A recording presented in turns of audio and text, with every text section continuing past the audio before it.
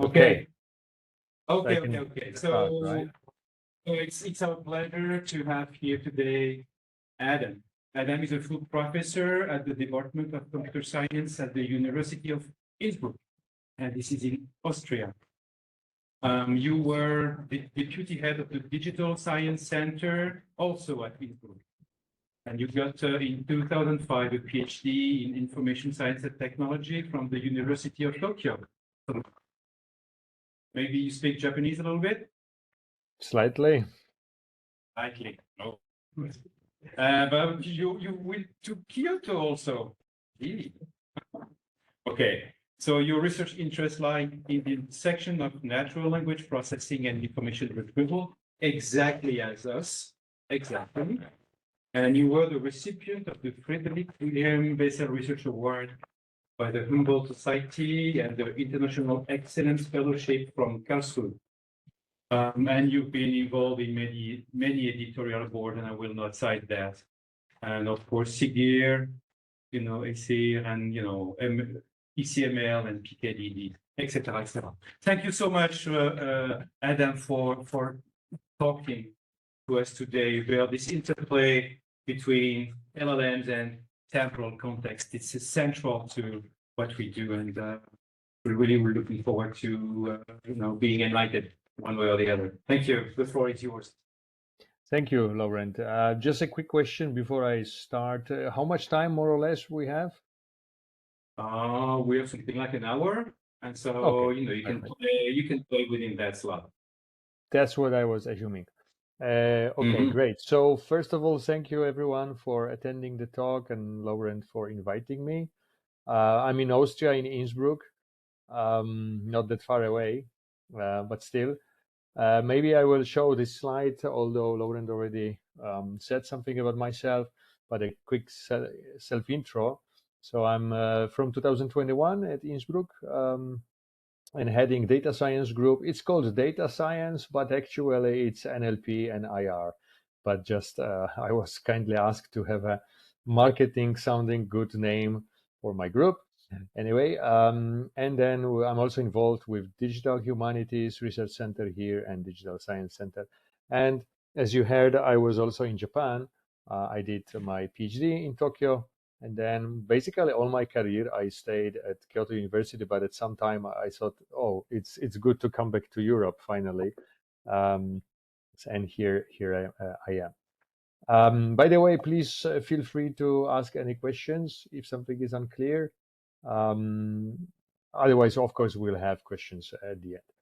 And here is the agenda of my talk. So I will briefly introduce the problem and then move on to our analysis we did on large language models when it comes to time and temporal reasoning, in particular common sense reasoning, temporal common sense reasoning, and then what kind of knowledge LLMs have when it comes to historical knowledge and basically temporal knowledge.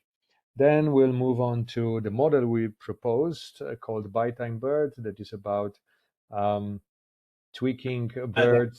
Yes? We do not see your slides. Oh, you cannot see my slides. Oh my God. So they sorry. were there, but they're okay. That's why I don't use. The safest will be if I share entire screen. Good. Sorry for that. Okay. You can see them now? Yeah. That's much better. Thank you. Yeah. So that is I wanted to show this short intro, self-intro here. And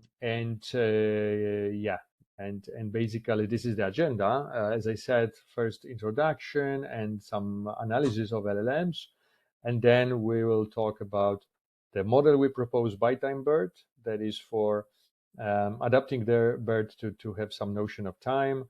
Then retrieval approaches. We just have submitted one paper here, so this is very fresh topic.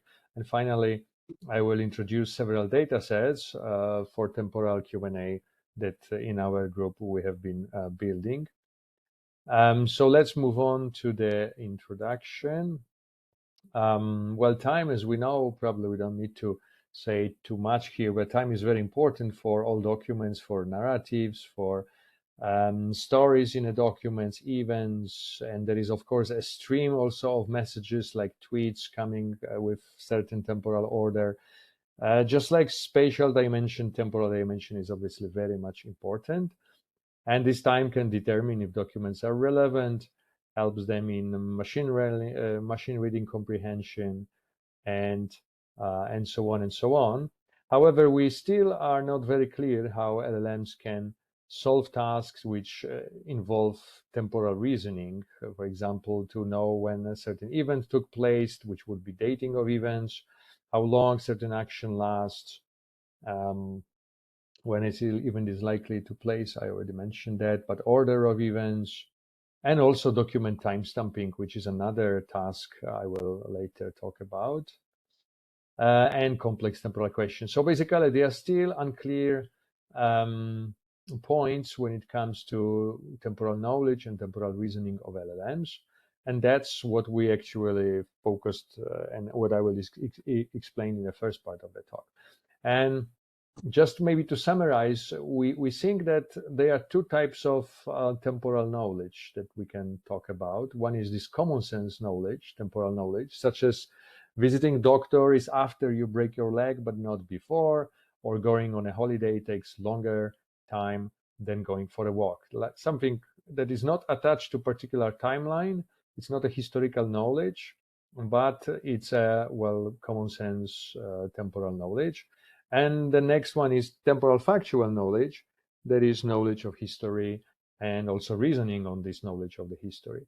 And I will briefly explain our analysis for both of them, both of these types of knowledge in the first part of the talk, focusing now on the common sense, the temporal common sense knowledge.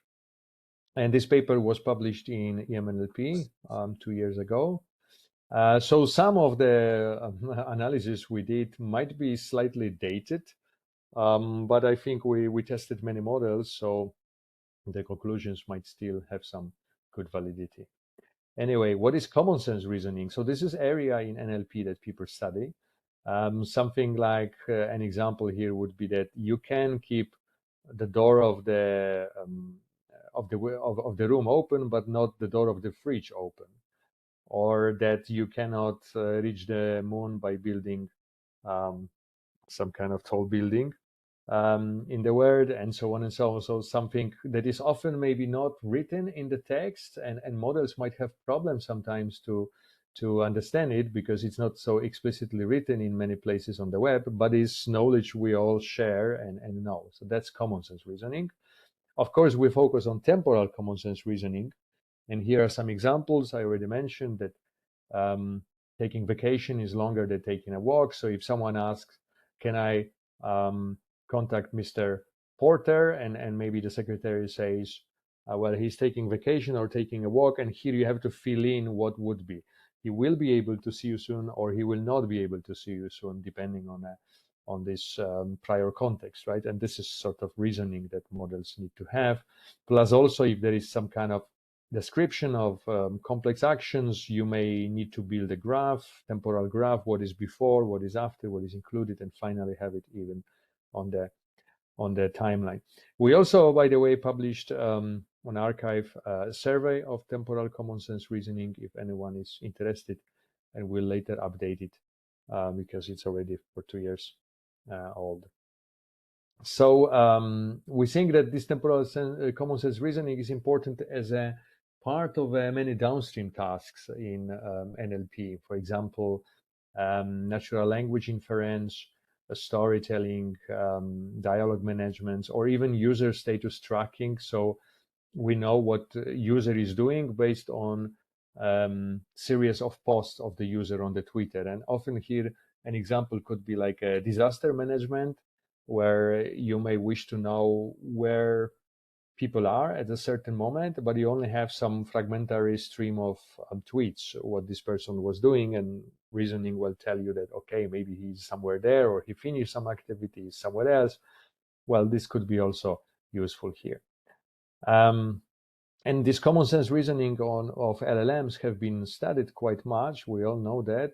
Also arithmetic problem solving, some other reasoning problems, but not so much when it comes to temporal reasoning and these kind of benchmarks for temporal reasoning are not that common yet. Before I will introduce the datasets we use and the models we tested for this common sense reasoning of temporal character, first I want to introduce this work because they nicely defined 5 types of common sense reasoning when it comes to time. One is on event duration, the other is on event ordering, frequency of events, stationarity, and typical time. For example, for the last one, you may ask question when people, for example, brush their teeth, right? And typical time would be morning and evening. Frequency would be, okay, twice a day. Event ordering, so you may ask, is lunch before dinner or vice versa? Event duration, how long brushing of teeth takes and how long eating lunch takes, all this kind of knowledge that you can have. And stationarity would be, is the action or the state sort of static or not? If we say population of Innsbruck is 120,000, okay, how long this will last? Okay, maybe 1 month this information is valid, but 10 years later you probably will not trust this information. But if you ask about the size of Earth and the distance to the moon, well, this is valid for quite a long time, if not fully. So this was proposed, this kind of criteria, I would say, for our types of common sense reasoning proposed in 2019. We also used that, and we compiled a set of data sets. I will not go into each data set in particular. They are all in the paper, but we wanted to have a wide, broad overview of different reasoning types, because each data set follows certain different reasoning. Here you have these different reasoning types on the top in the table as the last column. And then you see that these data sets have different tasks. Some of them are natural language inference, some of them binary classification, question answering, and so on. So it's quite a big variety of different formats of a task and what kind of temporal reasoning you ask. Here, actually, I also have some examples. So you have a context. If you look on the left, you can see my pointer, right? I hope you do. Yeah, anyway, yeah, here so is some description, and then the question is, was he ill for 30 seconds? Basically no, because it's a illness, serious illness. And different reasoning, right? Even duration, stationarity, typical time, and so on are in those data sets. Then we tested many models. As I said, it was 2 years ago, so some models are a bit dated. Nevertheless, GPT 3.5 at least we tested. And what we can see, I will not go into the individual details, is that some models have good performance, have some bad. And there is a few shot and how much zero shot degrades a performance. You see this decline, right, in the red often happening. And then we also tested models that are based on code, programming code, and also they generate a code as a prompt, or we generate a kind of prompt in the form of code, very structured. But we found that those kind of models, they're not so popular, I think, these days for NLP anyway. These models were not good temporal common sense reasoners. So we just focused later on purely linguistic LLMs. And here, a lot of information, of course, in this, because we tested over the temporal criteria, as you see on the bottom axis of those, based on few shot, zero shot, and chain of thought. But we can just look into some sort of conclusions that we have strong performance on event frequency and event duration. But when it comes to stationarity of events, how stable it is. For example, if you say Japan economy is strong, I mean, will it last for a year, this information, or it's changing? How frequently it's changing? It's a bit maybe harder. And specific timings is also a problem for the models. They can reason in a more abstract way when it comes to time, but not specifically, is it at 2 p.m. or it finishes at 2:15. Of course, it depends on all those questions, as we have saw before, but there are basically some weaknesses to work on for the models.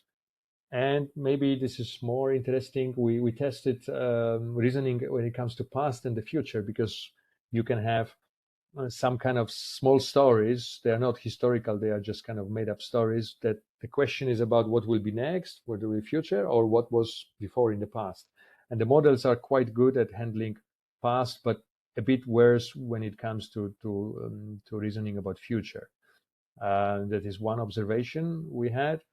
And second, we had that when it comes to this granularity of time, when you ask questions about hours, days, seconds, and minutes, and so on, the models are the best when you reason in days or in more than a day, like a couple of days or months or at least hours. But when you have a question about seconds and minutes, they are not that good at, probably because on the web you don't have much information about something like, okay, I'm kicking a ball and the time when I kicked the ball was 1 second, right, or half of the second.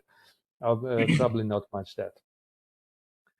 And then we also tested when it comes to ambiguous temporal expressions or exact temporal expressions. You can see here is the question is whether something was the whole career or it was 1 hour. So 1 hour would be exact temporal expression. This whole career would be more ambiguous because we don't know exactly how it takes time, this whole career, but in these abstract models are better than in exact temporal information. And here, this one is about a single event or multiple events. And we found that if this story has multiple events, then perhaps not surprisingly, models are more confused rather than when the story is just about one single event. They are much better in that. So we did this kind of study. They are a bit old, but I think still people could continue analysis of temporal common sense reasoning. Now I want to tell about another work we did on testing factual knowledge of models and finding so-called temporal blind spots in models. We use these 3 data sets here. One is about major events, the top one, 1,000 questions about major events from the past. The archival QA is actually created by us, and I will explain it later on. But this has like 500,000 questions, but very detailed questions from the archive, from the period from 87 to 2007, but minor questions, something like, okay, when Obama was visiting major in Obama, what kind of document he signed in 1989, for example. Well, that's too old for Obama, but you can imagine kind of specific question that may not be in Wikipedia. That was archival QA. And then we also use TempLlama. It's a data set with triples, and each triple have some temporal information. So you have examples here of each data set, how many questions, and what is the scope of these questions. Then we tested a bunch of models here. By the way, this work was in Wisdom last year published, and we found somehow, perhaps not surprisingly, that these detailed questions, they are not well answered by the model, because obviously there is lack of information in Wikipedia, or you need to do some kind of reasoning, or there is temporal inertia and some other similar events, so temporal ambiguity in the history that models struggle with when they are asked about it. So, but overall also performance was not that strong. Maybe on these temporal questions, they are very major events, so these were fine, but this TempLlama, for example, Ronaldo played for which team in 2006, perhaps, like that kind of question. He might have played perhaps for Manchester United, but he was more famous when he played later. Correct me if I'm wrong. I think Real Madrid, right? He played Real Madrid. So if you ask the model on this which team, 2005, the model may be too much biased to Real Madrid because it's just famous, and he was simply much more exposed or famous at that time, and there could be a hallucination then happening. We also found this kind of popularity related errors, right? That something more popular comes as the answer, although it's not correct. But I think more interesting things were that when we have a question like this, who was the American president in 2018, and we simply change it to relative form, like 6 years ago, then we observed a drop of about 35% of accuracy of many models. I only show one here, in different metrics like exact match, F1, and contains. So relative form of a question poses struggle for model, maybe similar for humans, let's say, but we would expect the model to be good at counting and answer correctly these two questions in the same way. Then we also did some experiment. We basically corrupted temporal expression to something which is not true. And interestingly, we observed nearly similar drop in accuracy. Of course, this drop is somehow expected because you ask about the event, but you give a wrong year for this event, and the answer is still used as it was in the first form of a question. But interesting is that the drop here is similar to what would you do with relativization of years. And then also what we did, we took the year from the end of a question and put it now in the front to observe what will change. And there was some difference observed. It seems that models are better when the information is at front, right? It kind of like, sets the tone, sets the age, the time for the context if you put it in front, right? Very simple technique maybe, or advice when you write prompts about history to the model. We also found that.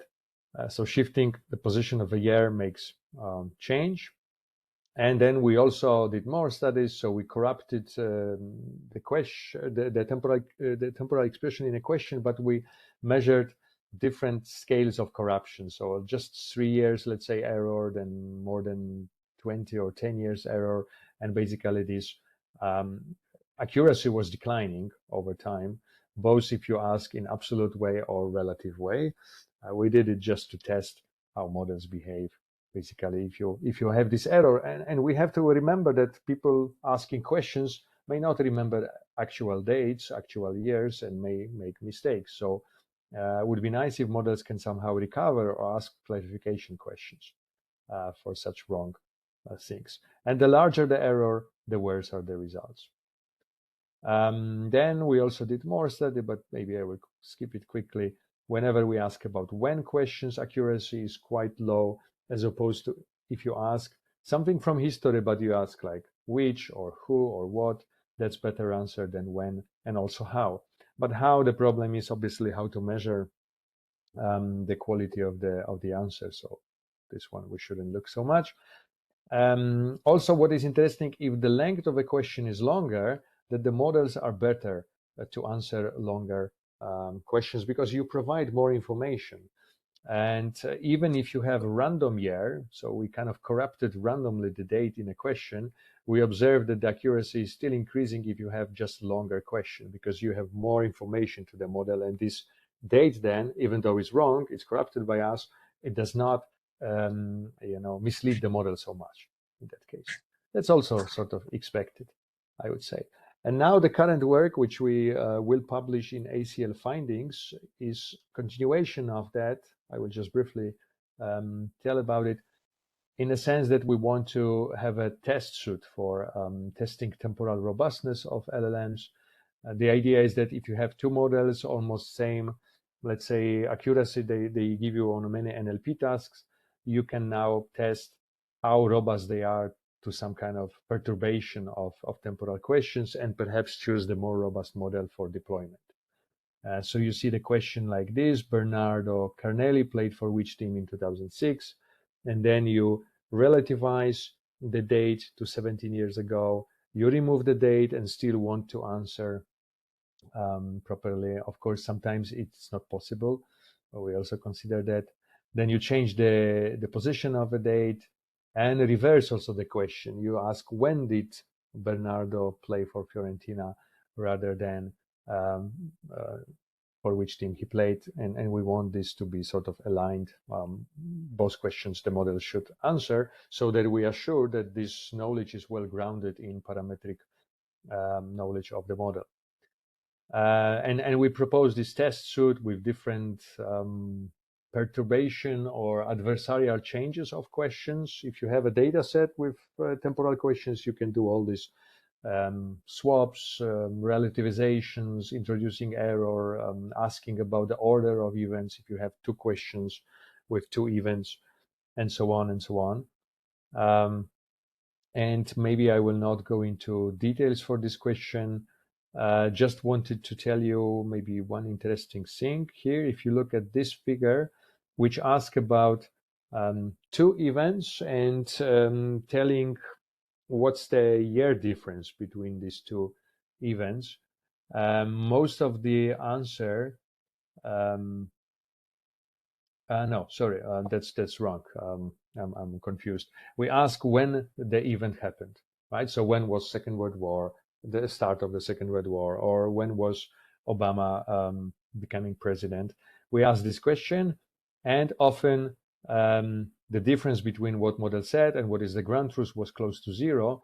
But surprisingly, sometimes there was a big error, and interestingly, for quite old questions. So you can ask something like, when USA gained independence, and the model may tell you the answer like 100 or 200 years wrong, which is a bit surprising. There are these obvious mistakes that are by the model. Anyway, more tests, just to conclude these more tests, you can find more newer tests in this recent paper if you are interested. I will now move on to the next part, which is building models that are adapted to temporal reasoning, temporal knowledge. So basically, they care about time. And this was in SIGIR 2 years ago. We looked into BERT, and we were motivated or influenced by similar adaptations to BERT, like we want to do. One was for sentiment, where you are masking only sentiment words in a senti-layer model. So the model becomes much stronger in sentiment reasoning, in judging sentiment. Or SpanBERT, where you are, rather than masking just tokens, you try to mask entire spans. So we did something similar, but related to time, because we found that existing models were not utilizing temporal aspects currently, I mean, at that time. And first, we tested these two pre-training tasks. One is time-aware masked language modeling. So basically, we choose some percentage of temporal expressions in text and just mask them. And of course, we also masked some other tokens. Otherwise, you could not train the model semantically. But a good fraction of these masked items or tokens were just the dates, or some temporal expressions like yesterday, like 2 hours later, or 3 months ago, and so on. So that was one pre-training task. The other was asking the model, how old is this document? And they were trained on news articles. So when this news article was published, we took this CLS token here and basically asked the model to classify with a feed-forward layer, classify the text, like text here, to a certain date. And you see a masking here on last December, and yesterday was left unmasked because not every temporal expression we decided to mask. Otherwise, the model would not be able to learn if everything would be masked related to time. Then we also tested with another pre-training task called temporal information replacement, being motivated by a paper in 2019 where they essentially swapped some name entities. For example, either rather than Stan Lee here, they put Brian Johnson, and the model was charged during pre-training to identify those kind of swaps of name entities within the same news article. We did something like that, but we, of course, focus on temporal expressions. So we, for example, change this 1993 to 2003, or last December to last November. Yesterday was left untouched, as you see here. And the model was charged to tell where these kind of changes happened.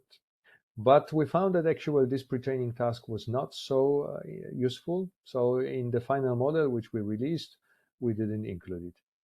we only include the first two tasks. And then experiments were done on 5 data sets. We focus on dating events, telling where certain event description or a certain event behind a sentence description happened, timestamping news articles, and also temporal question answering. And these are data sets we used. As an underlying model, we used New York Times corpus for pre-training BiTimeBERT. That was spanning 20 years and 1.8 million articles. And here you have some examples. For this sentence, you need to tell that this was in 2006 September, another one from 1790. Then this text, we need to judge the timestamp when it was written, this news. So again, some kind of year must be given. And we found that BiTimeBERT model was much better in every data set and basically every task. Accuracy was higher, the mean average error when you consider how far away the prediction was from the ground truth was lower, both for event dating and for document timestamping. Sentence dating, where the event description is very short, we also had better performance than vanilla BERT or BERT fine-tuned on New York Times, or even another temporal variant of a BERT called TempoBERT. And for question answering, where we use the BiTimeBERT as a embedding provider for our simple Q&A model, we also have improvement, because rather than vanilla BERT, we use something that is well versed in reasoning on time and temporal knowledge. Then this is the latest information.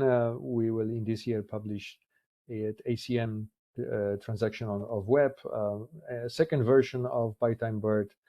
The two tasks are same, document dating and time-aware mask language modeling, but we introduce the third task, where we replace not only the dates or temporal expressions as it was before, but now we replace actually name entities and in particular persons, because we found that if you replace locations, that doesn't have so much relation to time, but if you replace persons, perhaps name entity that is most dynamic in the news, in the archival news, then this is really related to time, and the model is better at reasoning.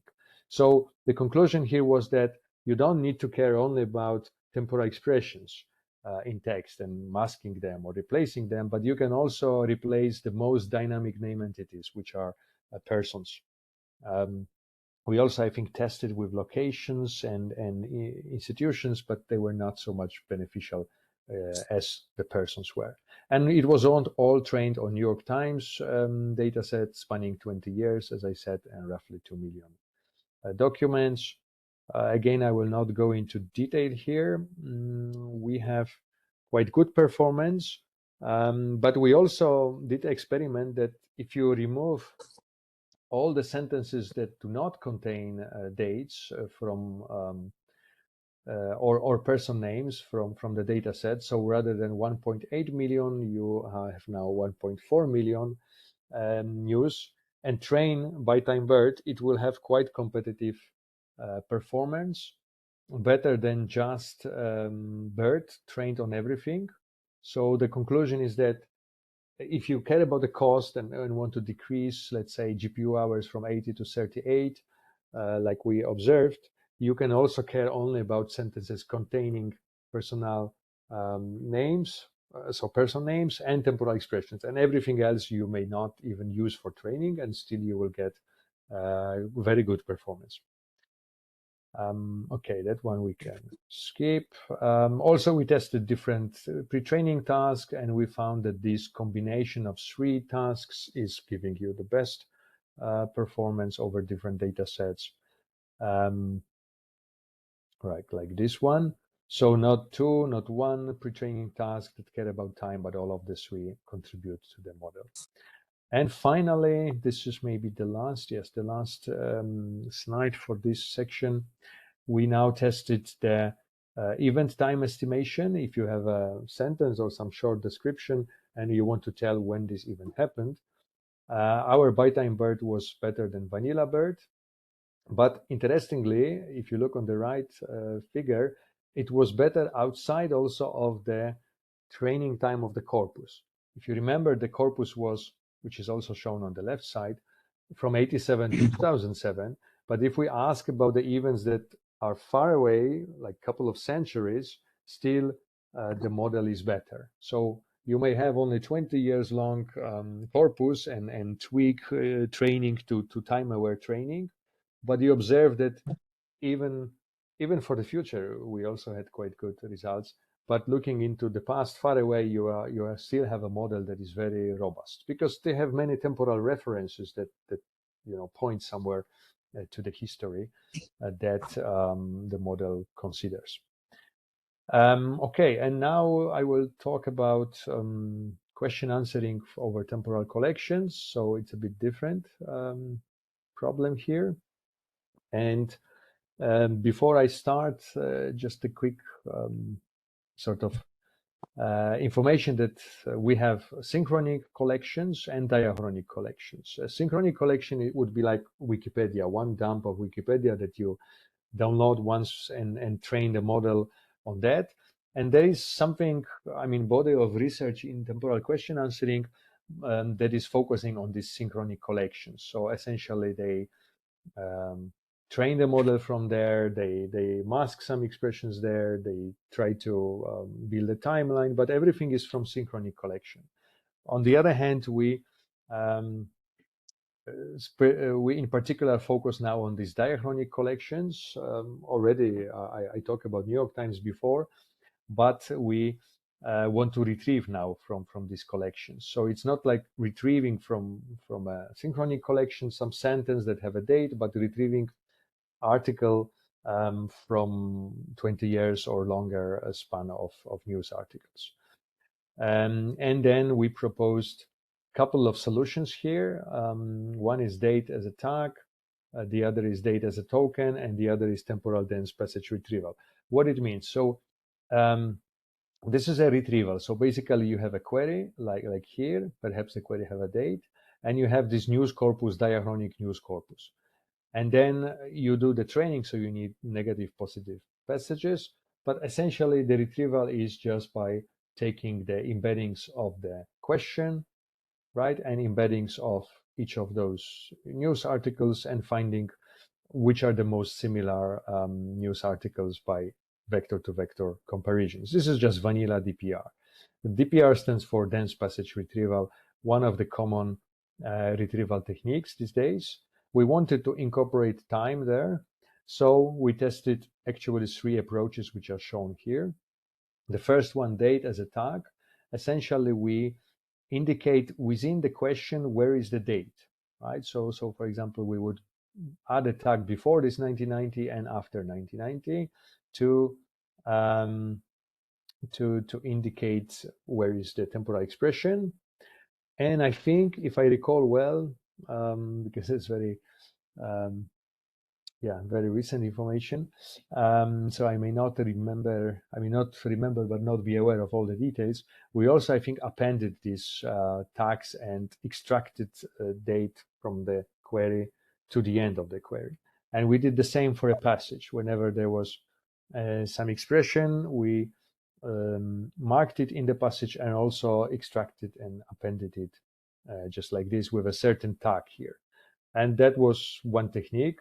Another technique was to simply add a token with the date and use a separation token here. So you use a separator and just as a text add this token.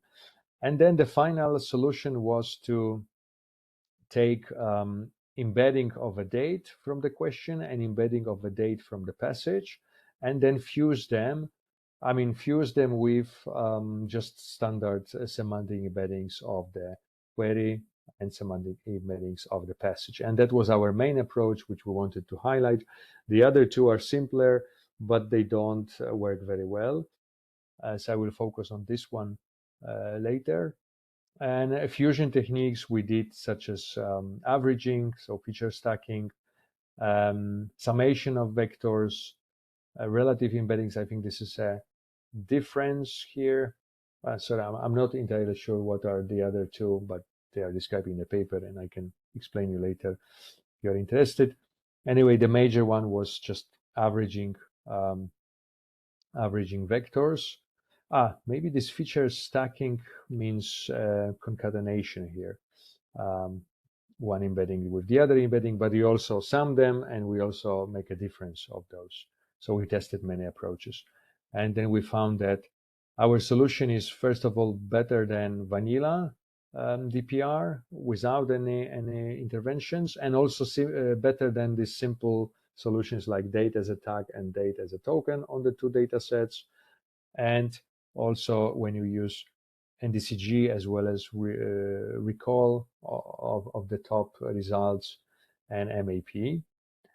And everything was done on, I will come back maybe to the example of a question. Everything was done on explicit questions. Explicit question means that there is a date inside, right? But imagine you may not have a date and still asking about something historical, such as which battle Germany lost when they attacked during Third World War, Second World War, when they attacked Russia, right? Which major battle? And the answer would be Battle of Stalingrad. But in the question, you don't have any date. And obviously, all these solutions here were focusing on recognizing this date and manipulating it as a token, or by tagging it, or just making separate embeddings of this temporal expression. But for the case of implicit questions, like also you see here in the red color, we build a certain classifier, again, BERT trained on some events, and this classifier was telling what is the date of this question, or the event behind this question, right? So here would be when BMW starts selling Land Rovers. So we would just need to predict it, and then once the date is predicted, you can still handle the questions in all the different ways, like we tested. So date as a tag, date as a token, and temp retrieval.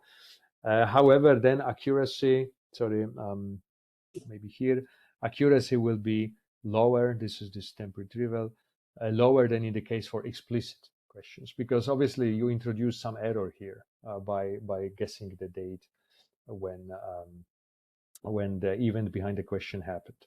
And we also propose such a simple routing. So there is a classifier here, a query router, which decides, okay, this is explicit, so I don't need to do anything because the date is there. This is implicit, so I need to use this query date predictor. And this last one is completely non-temporal question. Again, the router will decide and maybe just put it to vanilla DPR without any temporal tweaking. So we also propose this more general variant, which can handle all the possibilities. Explicit temporal, implicit temporal, or something that is not about the time at all. And maybe I will skip this one, but we also, because this is more like detail, but we tested also how to select negative passages. Usually you use random selection for training DPR model, but we could also select them with some notion of time, for example, from the same year as positive passage, or from, sorry, my kid just came here, Yulushu, this time, or from a different year. Sorry for the, yeah, disruption here. But we didn't find much conclusion here, so we need to still test how to select negatives for training the model, so the time will be incorporated. This is still work in progress. Nevertheless, we observed already here that we get good improvement over. Also, when we tested some baselines, we observed good improvement of our solution here.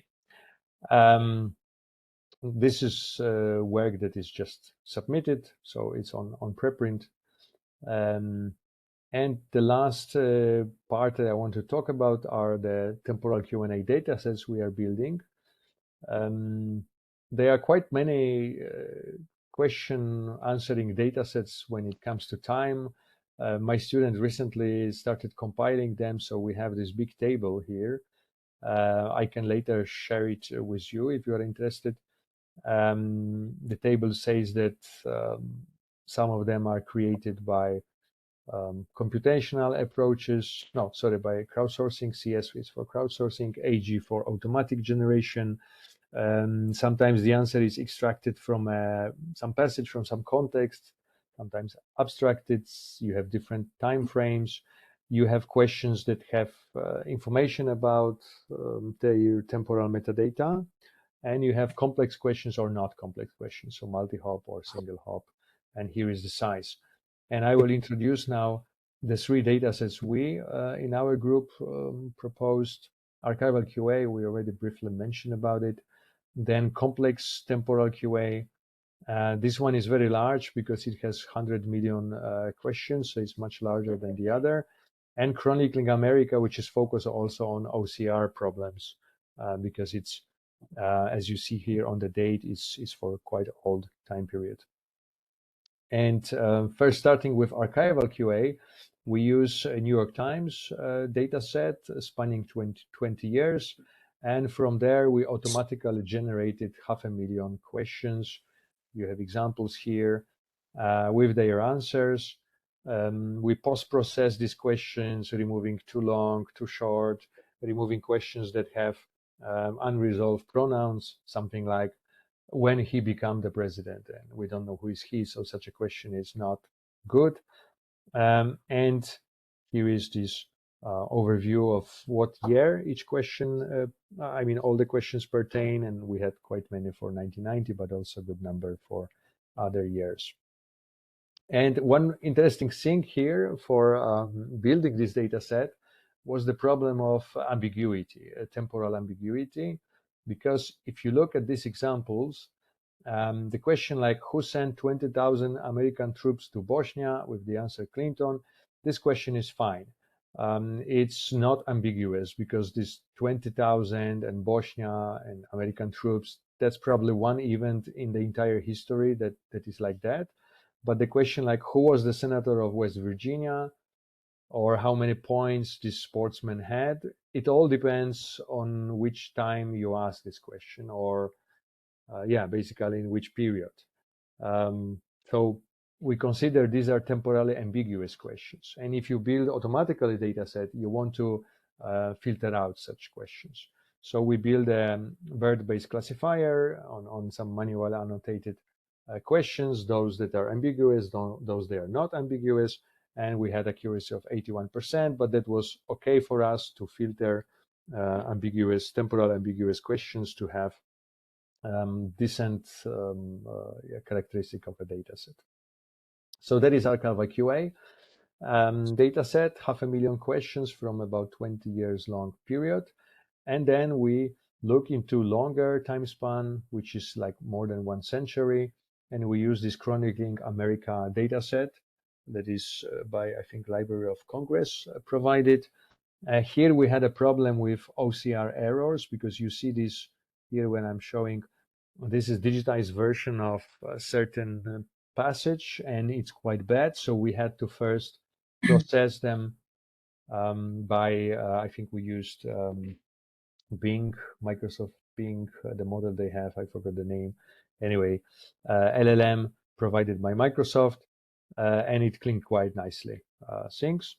Then we again created questions in the same time, so automatically by first fine-tuning, I think, Roberta model on Squad and generating questions. Questions like this ones here, the answer is here, particular date, and from a given state. And yeah, here's overview of different states and different time period of the questions. Just to conclude this part of this data set, we tested the effect of OCR. So, for example, you have a good question, which is clean, but the question must be answered from corrupted passage because there are some errors there, OCR errors. And then we wanted to see how the precision will, or the accuracy will drop when you have such a noisy text. And you see these red colors here. The percentage drop is quite large. If you feed to the model raw OCR passage, but good question, as opposed to the case where you have clean OCR or cleaned OCR passage, so cleaned by previously using LLM to clean it. So this is also one conclusion, that if we want to build Q&A systems on some archives, and we know that museums have and libraries have many archives of not so good quality, high quality, then we need to do something, because the precision here goes down quite much. So that was one study which we built dataset for. And the last dataset I want to introduce is this complex temporal Q&A dataset.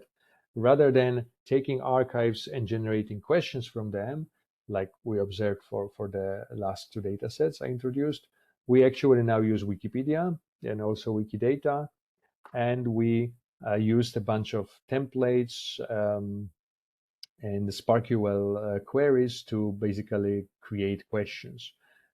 Question like, for example, here, when was the Lauda Air flight accident? Or how often did aviation accident with more than 38 deaths, and so on happen? So this is a counting question where you need to count over time and give the answer as a count. Then you have some comparison question. Was this accident more deadly than other, or was this accident before the other? Again, we had some SparkQL query here to build such questions, and other some attribute questions which demand some hops that you need to find this information first, and based on this information you'll find another information, then perhaps even another. So there are a couple of hops. So basically the idea was to have many complex questions, and we created quite many of them, 100 million. So it's a large number, but of course the easiest was to create comparative questions, because you can always take one event and compare with the other in terms of number of casualties, for example, of the date or the place. You can have many comparative questions.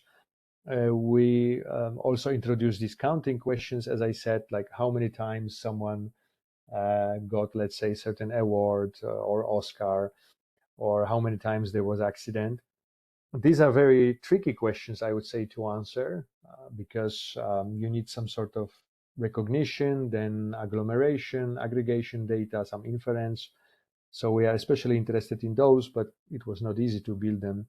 So we only have like a couple of thousand of those, as opposed to comparative questions. And then we started testing LLMs.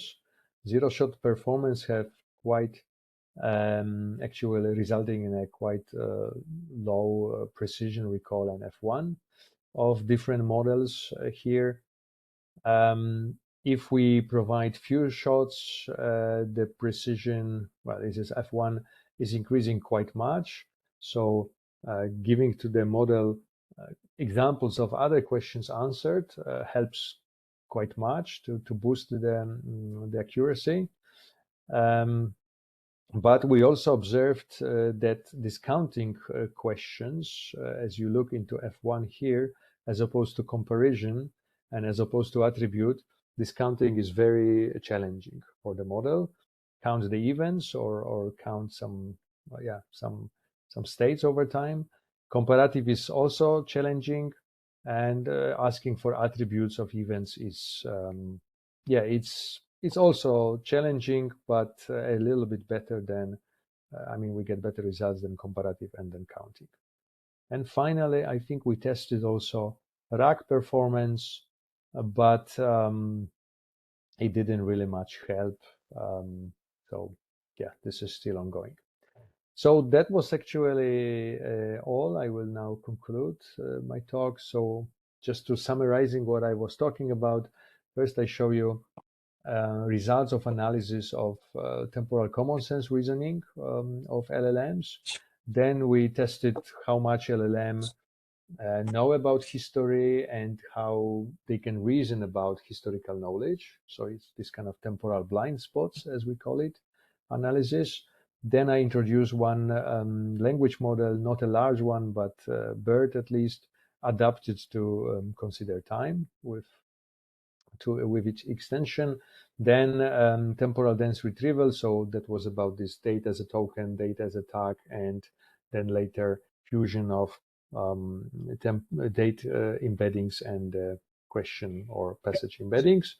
And finally, I talk about these three temporal QA data sets: archival, 500,000 from New York Times archive, then another 500,000 questions, but built from a longer time period, chronicling America. And if you remember, there was OCR, a problem also there. And the dataset allows us to analyze how OCR impacts performance. And finally, from Wikipedia and Wikidata, we generated 100 million complex temporal questions.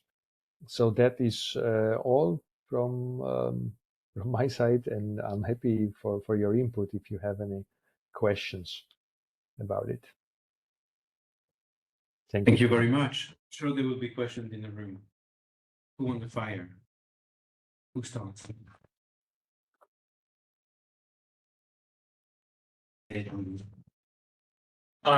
So when you were building some temporal QA datasets, you said you were filtering out different ambiguous time question. Did you still make some query on whether it was possible to have current structure when you include tags or time as a token? Like who was the governor of some state, and then you embedded a token with the time information, or you did not research it? So you are asking about handling this temporal ambiguity, right, in dataset creation, right? So yeah, that was for archival QA. We just found out that generated questions are not good because you would need multiple answers to provide, which is not so easy still for LLMs, at least the smaller ones. So we wanted to remove those ambiguous questions, but we didn't handle them in any special way, like you perhaps suggested. We simply build a classifier trained on binary classifier trained on ambiguous, non-ambiguous questions, and we remove those that are obviously judged as ambiguous. So there was not much there done. We could disambiguate those questions, but by adding some date, by, I don't know, maybe even more intelligent way, but it would take time. And well, yeah, we thought, like, it's so easy to create questions. Why not just remove those bad ones rather than improving them? Because you can create 2 million, 3 million if you want. If you have resources, there is no need to improve them, but someone might do. We also have some paper on temporal ambiguity detection in EMNLP last year, if you are interested.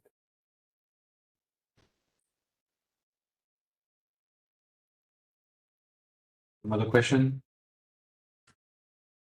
Okay, I have one. So basically you, excuse me? Go. First, thank you very much for the talk. You mentioned at the beginning of the presentation that relative timestamps, like 6 years ago, were harder to treat than absolute ones, like 2018. Would it be possible to mimic some kind of reasoning LLM, or like, to reformulate the question, for instance, or to find a way to make it clear? Because it's not a very hard obstacle, but still it makes the models fail more. If I understood, because it's a bit far, I'm not sure I catch everything. So you ask about these relative questions, right? And you ask if we did some reasoning, I mean, employ some reasoning models. Is that correct? Yeah. Or at least me. Yeah. No, we didn't. We just tested. It was 2 years ago, so rather simpler. I mean, smaller LLMs, and we didn't. Yeah, that's a good question. If we tested with chain of thought reasoning, but even chain of thought could help. I cannot now, from the top of my mind, tell if we did so. So not sure, but it's obviously some kind of mathematical reasoning there. So maybe if we apply chain of thought, this could help, or some other, I don't know, prompt that asks for a bit more reasoning or decomposes the question. Okay, thank you. A small question to add to that. So train of thought might help if the model can say what year is it. Have you tested just what different models answer when you ask what year is it, what day is it? Asked for what they think the time situation is. What kind of date it is, right? That's what you ask. Yeah. What do different models think the current date is if you ask them? Yeah, right. That's a good point. I didn't show it, but before asking all these relative questions, we first made sure that the model has a good notion of time, right? So we asked which year it is now, and the model said this, so we calibrated this. This was considered. Because some models may have certain cutoff date. Yeah. But it was not appended to any question. We just did it once, and once we establish what the model thinks is now, then we properly incorporated this when we evaluated the responses. But we didn't append it to every question, like think now which year it is, right? Or remember this now is this year to the model. Maybe this could help in some sense.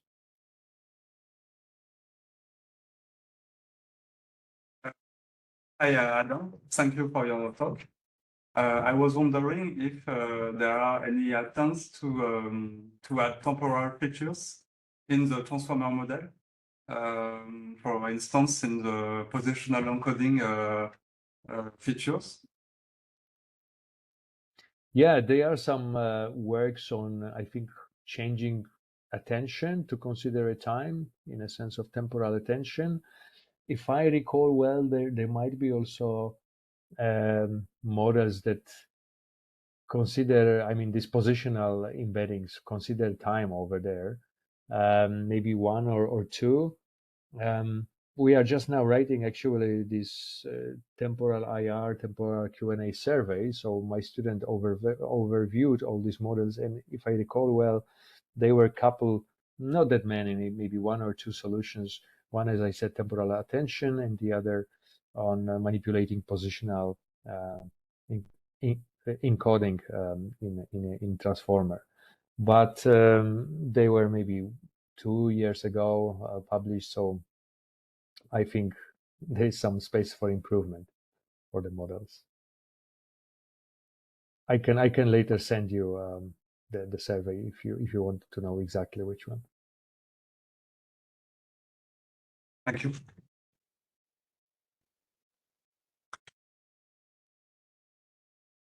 Hello, thank you for the talk. I have a question regarding the knowledge that one wants tried to integrate into a LLM. Because so we are working for a newspaper, and basically one use case of an LLM would be the RAG or some kind of retrieval of information. And we want to access information that comes out every day. So we cannot find again, or that there has we need to get another way to get that information. Yeah. I was wondering if it makes sense in some ways to try to make a model remember a date, for instance. I mean, having a notion of temporal sense, of course, is useful. Or if you give some input information that the model is able to give a feeling about how long that event was lasting, or what was the or what might be the century of that event is interesting. But maybe it's not so important to make sure that the model has knowledge really about this very specific date, or yeah, what's your feeling about that? Yeah, thank you. You're asking about sort of like stationarity of the knowledge, right, of the information, or temporal validity, as we call it. So if the model is, I mean, knowing that maybe what is generated or what is being asked is pertaining more to recent information, not to the old one, right? Like that. So what I can say, we work on temporal validity estimation before. I didn't show it too much now, but we had this setup that you take a tweet, and let's say this tweet says, "Oh, I just started cooking spaghetti," right? And if you check 1 year later, sorry, 1 hour later, the question is this person still cooking or finished the cooking, right? So estimating the duration of the activity, we work on that on tweets. And this goes into this temporal common sense reasoning. So basically the first part of my talk. Of course, this is about like some activity. If you ask some information like, I don't know, who is a wife of Tom Cruise, okay, this is rather slowly changing event. So for this, maybe parametric knowledge is enough. No need to do retrieval here. But if you ask about something very detailed, I mean dynamic, fast changing, then we need to check RAG, basically. I mean, do the search. So this goes into this temporal validity estimation, whether information is still valid, and whether the question demands this fresh information or not fresh. And the community is working on that. I think there are more data sets. One is called real-time QA. That demand recognition if the information sought for is dynamic or need to be very fresh, or it could be older. But in particular, we were not so much focusing on this real-time aspect of temporal information retrieval, rather on historical, and also recently working a bit on the future forecast, but not so much on this freshness. So maybe I cannot tell here much or advise. Maybe you could just check, anything on temporal validity estimation, on freshness in RAG. Basically, it's a question: should we do RAG or not?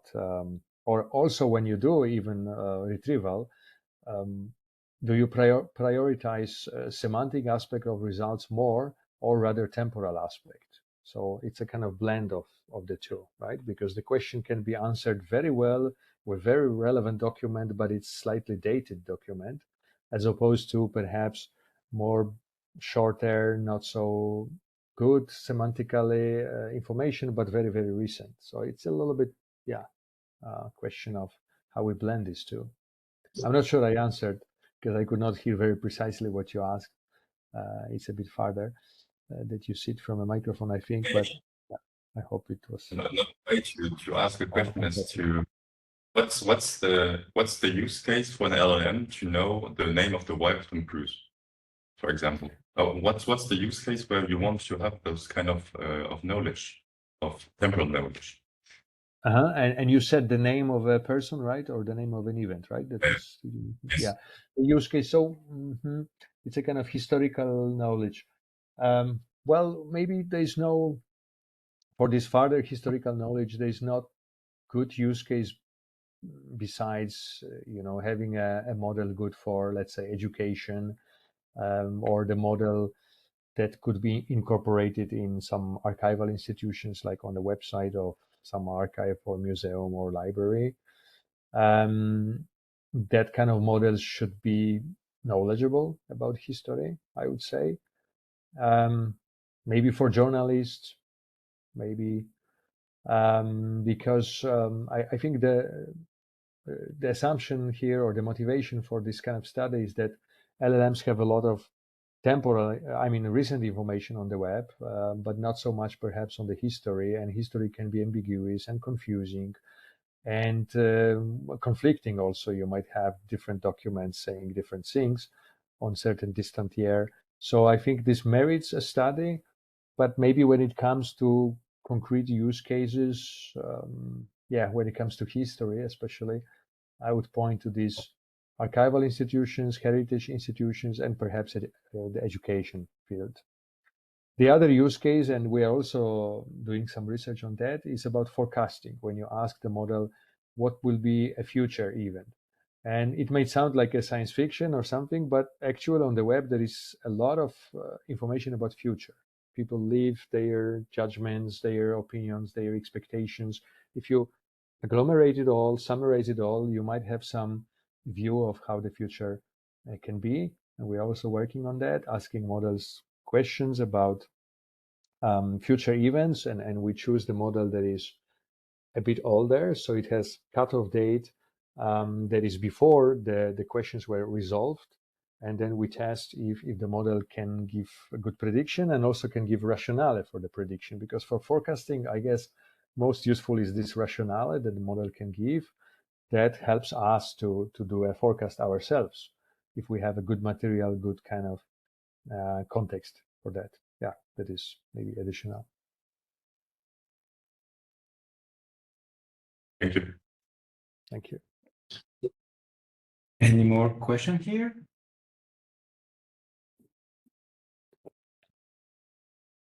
No, so in this case, we are going to thank you again, Adam, for this very rich talk. And we are going to possibly replay this presentation because there was a lot of material, and going through the data set and also the logic of the model we've been talking about is going to keep us busy for some time. Thank you again. Thank you. We Yes. keep it. And perhaps there were like too many details, so just feel free to contact me if anything is unclear. And yeah, I'm also open for any collaborations and further discussion on, so we can stay in touch. All right. Thank you so much. Thank you. Goodbye. Thank you for coming. Thank you. Bye bye. Have a nice day. You too. Bye.